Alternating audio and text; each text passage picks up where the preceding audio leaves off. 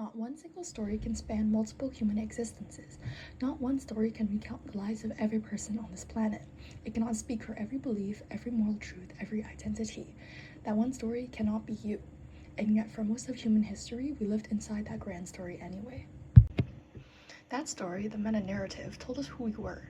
Its overarching narrative, commonly of religion, dynasty, or progress, legitimized our cultures by providing ready-made answers, right and wrong, true and false, sacred and profane. For instance, the Korean peasant farmed to provide the foundation of the state, while their king ruled righteously under the mandate of heaven. When doubt arose, they consulted their community, a community composed primarily of believers of the same ideology. Meanwhile, contradictory stories were simply heresy or ignorance. This only amplified the dominance of the meta-narrative, and so the meta-narrative that claimed to explain existence and provide reason to lives remained steadfast. There was security to be found in the simplicity, which, while coming at the cost of oppression, exclusion, and enforced ignorance, offered the individual psychological relief for their conformity. However, the Age of Enlightenment observed a significant shift in the perception of meta-narratives in the sense that they normalized contestation. The meta-narratives of the scientific revolution and the wars of religion shook the theological foundational meta-narratives of Western nations, and the ideologies rippled outwards to Asia. The story of the hierarchical, heavens-bestowed Korean Confucian dynasty, for example, was probed by the concept of the people, 민족, as a collective sovereign entity with shared rights and destiny. The new meta-narrative demanded the participation of ordinary peasants in politics and national salvation, shifting loyalty from the Confucian dynasty to the abstract nation. However, even within a single meta-narrative, dispute concerning interpretation arose. In the case of the meta-narrative, the 민족, it was a weapon for the ruling Yangban and rising intellectuals, a way to mobilize the peasants against foreign invaders. To the lower classes, however, 민족 offered hope for equality and the end of exploitation. These opposing interpretations, alongside the growing number of clashing meta-narratives, offer insight into the dilemma of the era following the Enlightenment. If every meta-narrative can be contested, every story reinterpreted, have they lost meaning altogether? Then by what means could we tether our identities to the world that we live in?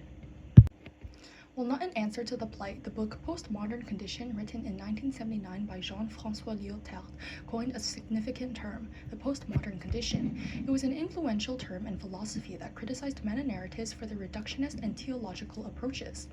Alongside the advancement of technology that made information readily available in fragmented and decontextualized forms that turned the pursuit of knowledge from one anchored in truth to the one distorted by commodification, that multiplied language games, and that caused science to constantly undermine its own discoveries, Lyotard argued that in the age of modernity, a single grand story was not enough to organize our understanding of the world and ourselves. In fact, he even believed it to be totalitarian and dangerous, as a story that claimed to explain all of history and all of human purpose cannot tolerate dissent, deviation, or difference. The intolerance would eventually lead to violence, both symbolic, suppression of alternative stories, and physical, purges, wars, genocides. In their place, Lyotard favored the little stories, the plurality of local, specific, humble narratives that helped a particular community make sense of its shared life.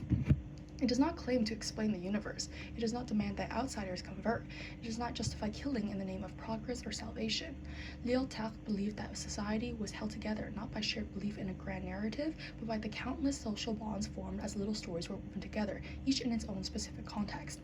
Thus, while Lyotard had no solution to rediscovering identity in a world without dominant meta-narratives, he emphasized the importance of resisting anyone who tried to impose one grand story again. Korean web novels are unique examples of the little stories Lyotard favored. Unlike the grand meta-narrative, which claims to be timeless and universal, this little story is humble, provisional, and deeply embedded in a specific community. Korean web novels embody this in their very structure.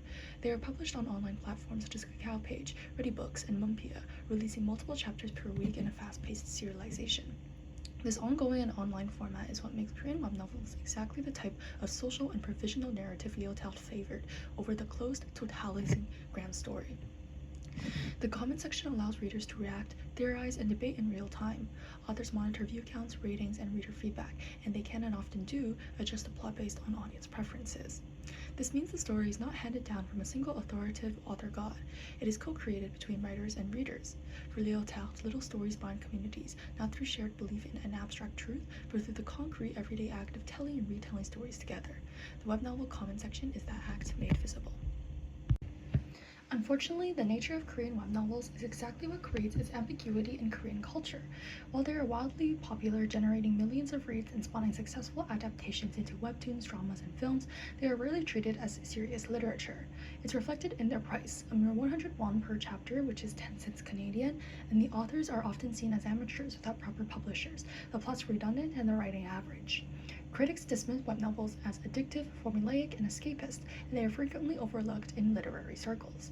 To admit to reading web novels is sometimes to admit to a guilty pleasure, not a legitimate, sophisticated pursuit.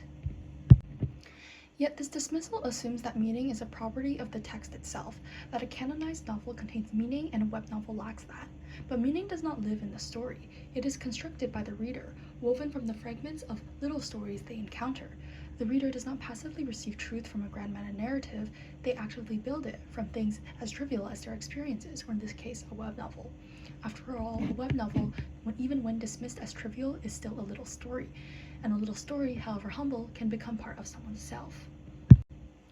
Omniscient Reader's Viewpoint, ORV, takes these ideas and fleshes them out into a story about stories. Kim Dokja, a lonely office worker, has spent 13 years as the sole reader of an unpopular web novel called Ways of Survival. He found solace and escapism in the novel's main character, Yoo Chung-hyuk, from his otherwise sad life. However, on the day of the final chapter was posted, before he could read it, the fiction becomes his reality. As the sole person who knows the original plot, Dokja decides to take advantage of his knowledge to fight for his ideal ending for his favorite novel.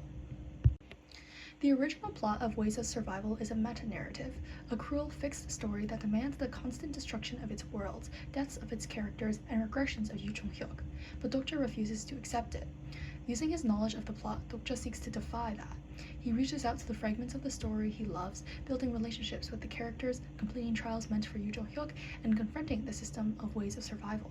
Through these acts, he accumulates his own stories, individual narratives gained from battles, relationships, sacrifices, and choices, and in doing so, builds his own constantly evolving identity rather than letting the meta-narrative define him. ORV does not offer a grand solution. There is no final truth to believe in, no single story that will make everything cohere. What it offers instead is an encouragement to live among the little stories. Kim Dokja spends the novel collecting these little stories, and while none of these pieces claim to be the whole truth, together they become someone. The critics who dismiss web novels assume that meaning lives in the story. A canonized novel has it. A meta-narrative does as well. By their logic, the little stories like web novels do not. But ORV argues otherwise. Meaning is not found, it is built by the reader from fragments from the little stories they encounter. Kim Dokja read one unpopular web novel for 13 years. He did not discover himself in its pages, he assembled himself from them. It's maybe a line that stayed with him, a character he refused to abandon, a sacrifice that was never supposed to happen. His identity is not final. It is borrowed, provisional, stitched together from choices that could have been otherwise, but he built it anyway. Lyotard diagnosed the postmodern condition and showed that meta-narratives have lost their credibility, that they are totalitarian and dangerous, and that little stories are what remain. But he offered no way to build an identity from those fragments. He told us what to resist, but not how to live. ORV takes his critique seriously and attempts what Lyotard never did, the active crafting of a provisional self from little stories, knowing full well it will never be complete. This is what ORV offers the rest of us. We live in a world that has lost its grand stories. No single meta-narrative can lock us down anymore, but that does not leave us adrift. Instead, we are free to build from our experiences, from web novels we read, from the small moments that no critic would call literature, because identity is not something we inherit. It is something we are always assembling piece by piece, knowing it will never be finished.